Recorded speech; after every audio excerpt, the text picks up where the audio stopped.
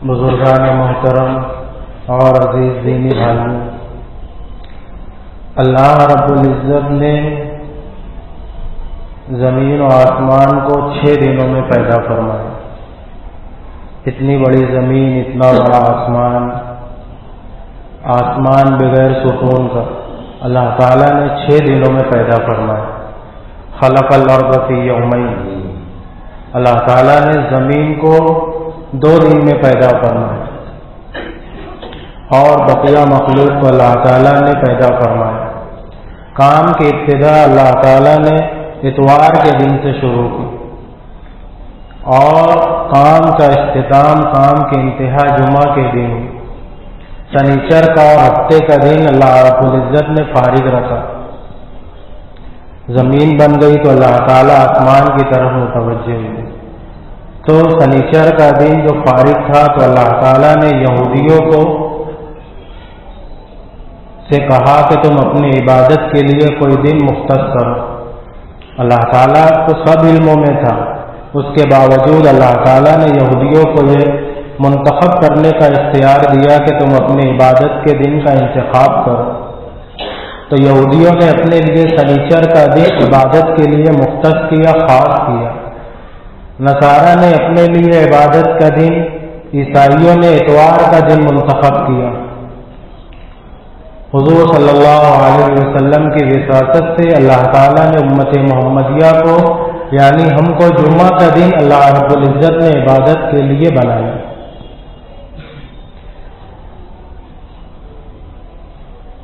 اور نصارہ کے یہاں یہ بات ہے کہ وہ کام کی ابتدا اتوار کے دن سے ہوئی، تو وہ انہوں نے عبادت کا دن اتوار کا منتخب کیا۔ وہ کام کی ابتدا کو لے کر کے خوشیاں مناتے ہیں، جیسے برتھ ڈے بھی آدمی کی پیدائش اور ابتدا ہوتی ہے، تو وہ لوگ برتھ ڈے پر بھی خوشیاں مناتے ہیں۔ تو برتھ ڈے یہ عیسائیوں اور نصارہ کی سوغات ہے، لیکن ہم مسلمان ہیں۔ عیسائیوں اور ہمارے درمیان بنیادی فرق یہ ہے کہ عیسائی کام کی ابتدا اور شروعات میں خوشیاں مناتے ہیں، مسلمان کام کی انتہا پر خوشیاں مناتے ہیں۔ کائنات کی تکمیل جمعہ کے دن ہوئی، اللہ تعالیٰ نے ہمارے لیے جمعہ کا دن مختص کیا، تو یہ ہماری امتیازی شان ہے کہ ہم کام کے اختتام پر خوشیاں منائیں۔ کسی کام کی ابتدا اور شروعات پر خوشیوں کا اظہار کرنا یہ مسلمانوں کا شیوا نہیں، بلکہ نصارہ اور عیسائیوں کا شیوا ہے۔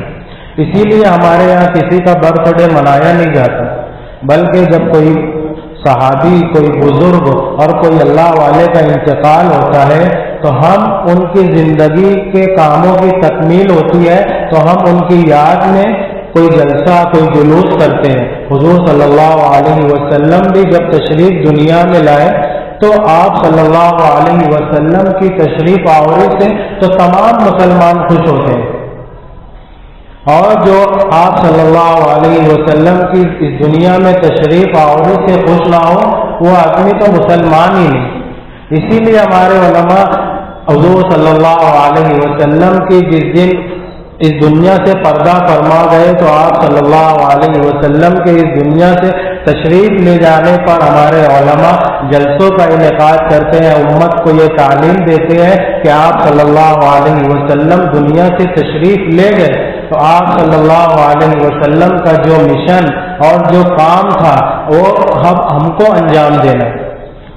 تو ہماری بنیادی شان یہ ہے کہ ہم کام کی ابتدا پر خوشیاں نہیں مناتے، ہم کسی کام، جب کام مکمل ہو جاتا ہے تو ہم اس کام کا مکمل کر کے خوشیاں مناتے ہیں، وہ بھی شریعت کے دائرے میں رہ کر کے خوشیاں مناتے ہیں۔ اور جس دن کو اللہ تعالیٰ نے ہمارے لیے مختص کیا عبادت کے لیے، جمعہ کا دن، یہ سید الایام ہے۔ اللہ تعالیٰ نے 7 دنوں میں سے 6 دنوں کو چھوڑ کر کے جمعہ کے دن کو سید الایام، تمام دنوں کا سردار اللہ رب العزت نے جمعہ کا دن بنایا۔ اللہ رب العزت کی نگاہ ناز جس چیز پر پڑ جائے اللہ تعالیٰ اس کی عظمت، اس کی رفعت اور اس کو بلندی عطا کر دیتے۔ تو اللہ تعالیٰ نے تمام دنوں کا سردار جمعہ کے دن بنایا۔ اللہ تعالیٰ کی یہ فضیلت، فضیلت دینا یہ اللہ رب العزت کی سنت ہے.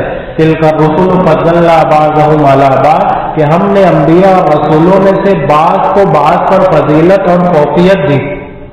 انبیاء اور رسولوں میں سے بعض کو اللہ رب العزت نے فضیلت عطا کی. شہر کا مقام آیا تو اللہ تعالیٰ نے مکہ مکرمہ پر نظر ڈالی تو اس کو سید البلاد بنا دیا. تمام شہروں کا سردار اللہ تعالیٰ نے مکہ المکرمہ کو بنا دیا. اور انبیاء کرام اور رسولوں میں 4 رسولوں کو سب سے ممتاز بنا دیا. ابراہیم خلیل اللہ، موسیٰ کلیم اللہ، عیسیٰ روح اللہ اور میرا آپ کے آقا محمد رسول اللہ صلی اللہ علیہ وسلم. ان 4 کو اللہ رب العزت نے فضیلت دی. اور فرشتوں میں بھی اللہ تعالیٰ نے 4 کو منتخب بنا کر لیا. حضرت جبرائیل علیہ السلام، حضرت میکائیل، حضرت اسرائیل اور حضرت اسرافیل علیہ السلام. تو ان 4 کو بھی تمام فرشتوں میں اللہ تعالیٰ نے فضیلت دی. اور صحابہ کرام میں بھی اللہ تعالیٰ نے 4 صحابہ کو خلفائے راشدین بنایا. حضرت ابوبکر صدیق، حضرت عمر، حضرت عثمان، حضرت علی رضی اللہ تعالیٰ عنہ مجمعین. اسی طرح اللہ تعالیٰ نے راتوں میں بھی 4 راتوں کو فضیلت دی. ایک تو شب برات، ایک شب قدر اور شب عید اور شب جمعہ. اللہ تعالیٰ نے دنوں میں سے بھی 4 دنوں کو فضیلت دی. ایک عرفہ کا دن، ایک عید یوم الفطر عید کا دن، ایک بقرعید کا دن اور ایک جمعہ کا دن. تو اللہ تعالیٰ نے تمام چیزوں میں سے کچھ چیزوں کو فوقیت اور فضیلت دی. اور ان 4 چیزوں کو بھی جو فضیلت دی تو اللہ تعالیٰ نے ان 4 میں سے بھی بعض کو بعض پر فضیلت دی. جو انبیاء کرام میں 4 کو اللہ رب العزت نے فضیلت دی تو ان 4 میں سب سے زیادہ فضیلت کے حامل میرے اور آپ کے آقا جناب محمد رسول اللہ صلی اللہ علیہ وسلم ہے. فرشتوں میں فضیلت کے حامل حضرت جبرائیل علیہ السلام. خلفائے راشدین میں حضرت ابوبکر صدیق رضی اللہ تعالیٰ. اور راتوں میں جمعہ کی شب اور دن کو اللہ تعالیٰ نے عرفہ، عید اور بقرعید میں ان 4 دنوں میں سے سب سے افضل اللہ رب العزت نے جمعہ کا دن بنایا. تو ہمیں جمعہ کی تیاری شروع سے کرنی ہے. اللہ تبارک و تعالیٰ نے ارشاد فرمایا کہ یہ شریعت کی روشنی میں جمعہ کو یوم مزید بھی کہا جاتا ہے. ہمیں دنیا میں جو نعمتیں اللہ رب العزت نے عطا کی یہ آخرت کی نعمتوں کا عکس اور نمونہ ہے. مثال کے طور پہ ہم دنیا میں پھل کھاتے ہیں، انار کھاتے ہیں، تو ہم جیسا پھل دنیا میں انار ہے آخرت میں بھی اللہ تعالیٰ ہم کو اس کی ساخت اور بناوٹ ویسے ہی دیں گے.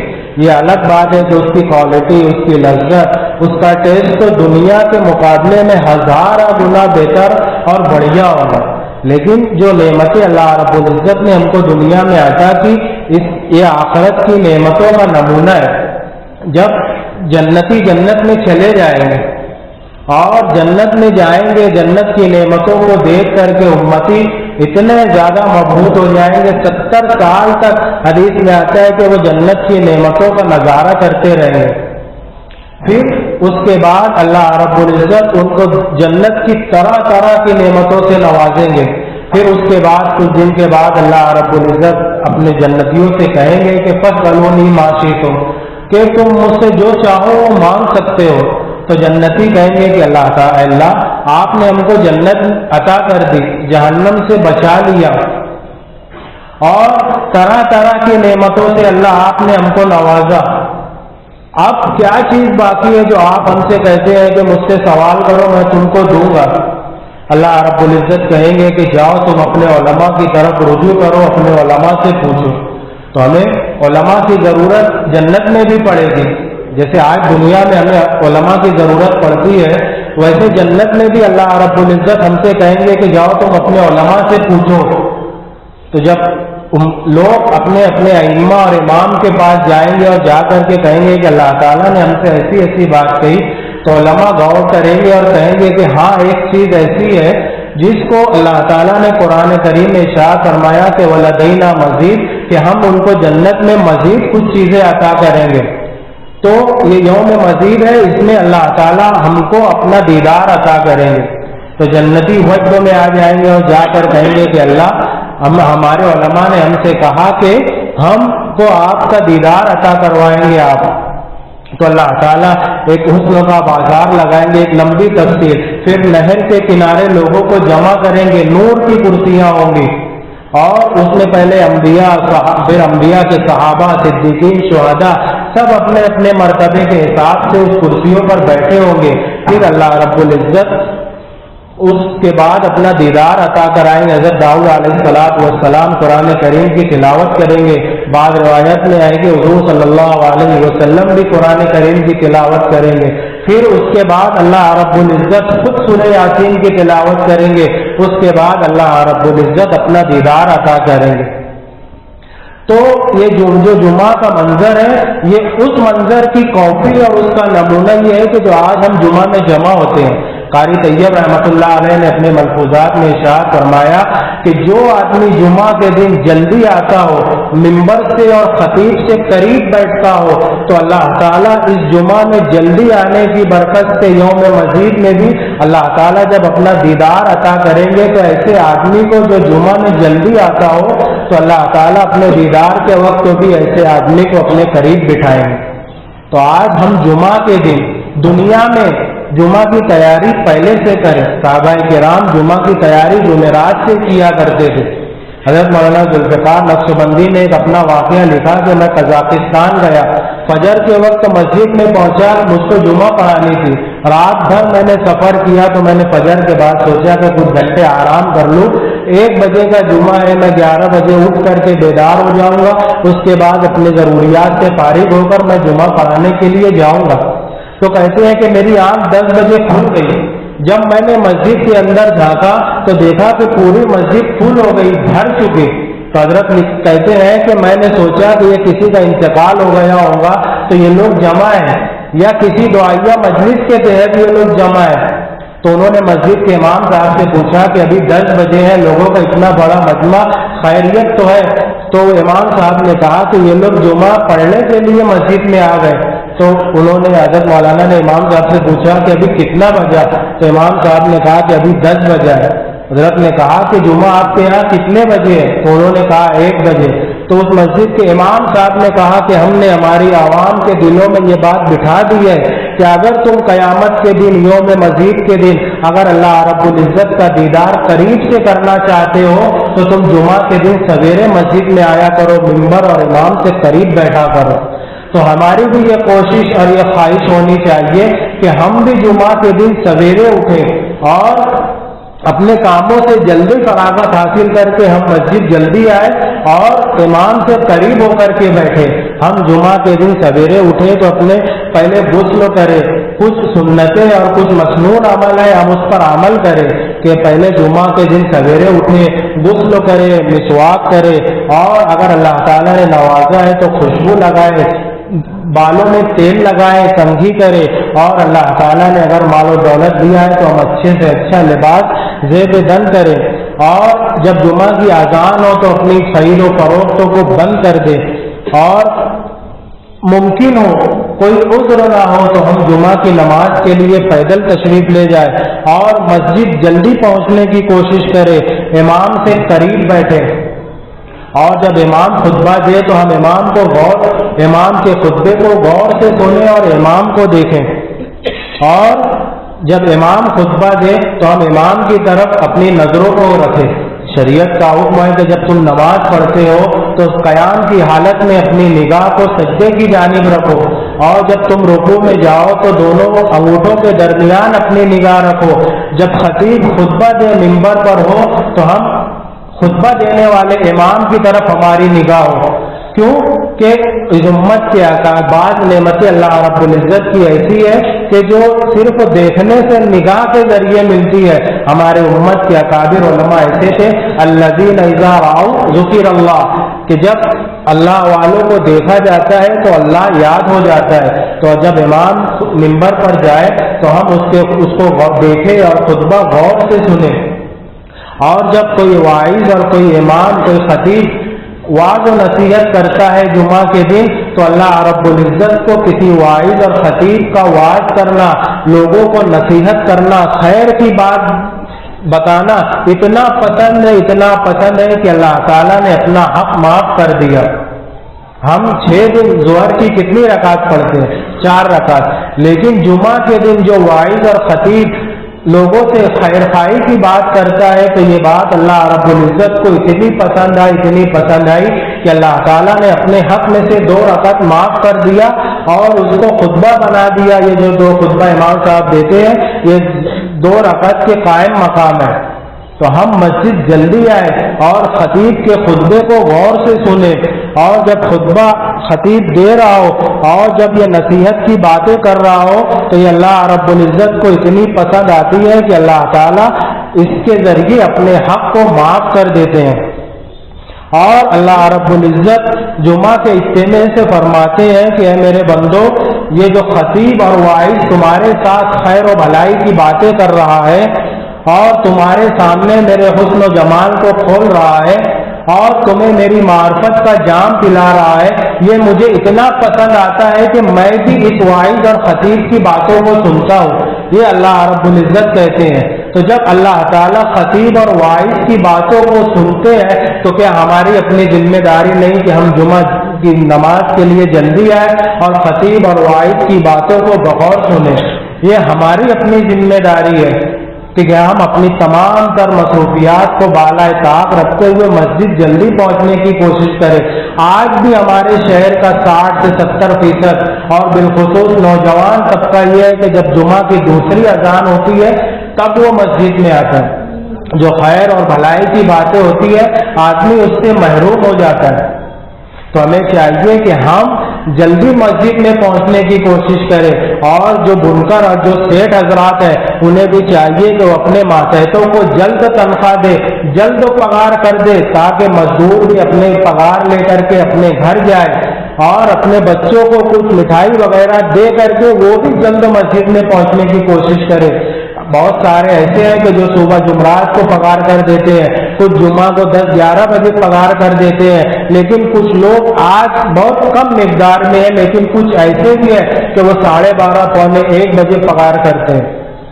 اسی کو ہمارے شہر کے ایک مشہور شاعر تھے طنز مزاح کے بدر الدین بادل، وہ مرحوم ہو گئے، وہ بھی ایک پاور لوم مزدور تھے. تو انہوں نے اپنا درد ان 4 مصروں میں بیان کیا تھا کہ ان کا جو سیٹ تھا وہ بھی پگار لیٹ دیتا تھا. تو بدر الدین بادل مرحوم نے 4 مصرے کہے تھے کہ وہ ایک زخم نہیں بے شمار زخم دیتا ہے، گلوں کے بدلے ببولوں کے خار دیتا ہے، جمعہ کی قدر و فضیلت وہ جانتا ہے مگر اذان ہوتی ہے تبھی پگار دیتا ہے. تو کچھ سیٹ اگر ایسے کرتے ہوں گے تو ان کو اپنا رویہ اور اپنی روش بدلنا چاہیے کہ ان کی ایک آدمی کی وجہ سے اس کے کارخانے میں کام کرنے والے 8-10 مزدور اس کے انتظار میں رہتے ہیں. مزدور بیچارہ مجبور ہوتا ہے کہ جب وہ تنخواہ لے گا وہ اپنے گھر جائے گا، اپنے بیوی بچوں کو کچھ چیز دے گا، مٹھائی وغیرہ، غسل کرے گا، تب وہ مسجد میں آئے گا. مزدور بھی بیچارہ مجبور ہوتا ہے، وہ سیٹ سے اس بات کے انتظار میں رہتا ہے کہ نہ جانے کس حال میں ہوں گے میرے بھوکے بچے، نہ جانے کس حال میں ہوں گے میرے بھوکے بچے، لا میرے خون کی قیمت مجھے گھر جانے دے. تو مزدور مجبور ہوتا ہے. لیکن ایسا کرنے والے کچھ لوگ ہیں جو جمعہ کے اذان کے وقت تو پگار دیتے ہیں، یہ کچھ لوگ ہیں. لیکن ہمارے شہر کا ایک بڑا طبقہ آج بھی مسجدوں میں جمعہ کی اذان کے بعد آتا ہے. تو ہماری اپنی روش اور اپنا رویہ ہمیں تبدیل کرنا ہے. جب تک ہم اپنا رویہ اور اپنی روش تبدیل نہیں کریں گے اللہ رب العزت ہمارے حالات بدلیں گے نہیں. آج ہم نے کہا ہر ایک شخص جو مصیبت اور پریشانی میں گھرا ہوا ہے، ہم جو فضیلت اور جو راستے اللہ رب العزت نے بتائے ہیں ہم اس راستے پر چلتے نہیں، اس فضیلت کو حاصل نہیں کرتے. اس کے بعد ہم لوگوں سے شکایت کرتے ہیں کہ کسی نے میرا کاروبار باندھ دیا، کسی نے میرا رشتہ باندھ دیا، کسی نے مجھ پر سحر اور جادو کر دیا. ہم اللہ رب العزت کے بتائے ہوئے راستے پر چلتے نہیں اور فضیلت اور سکون اللہ رب العزت کے طے کردہ اصولوں کے مطابق حاصل نہیں کرتے. پھر لوگوں سے شکایت کرتے ہیں کہ میری روزی میں تنگی ہے، میرے بیوی بچے میری بات نہیں سنتے، بچے باغی ہو گئے. تو ہم پہلے اللہ رب العزت کے بتائے ہوئے اصولوں پر عمل کریں، پھر اللہ رب العزت دنیا کی نعمتوں کے دروازے ہمارے لیے کھول دیں گے.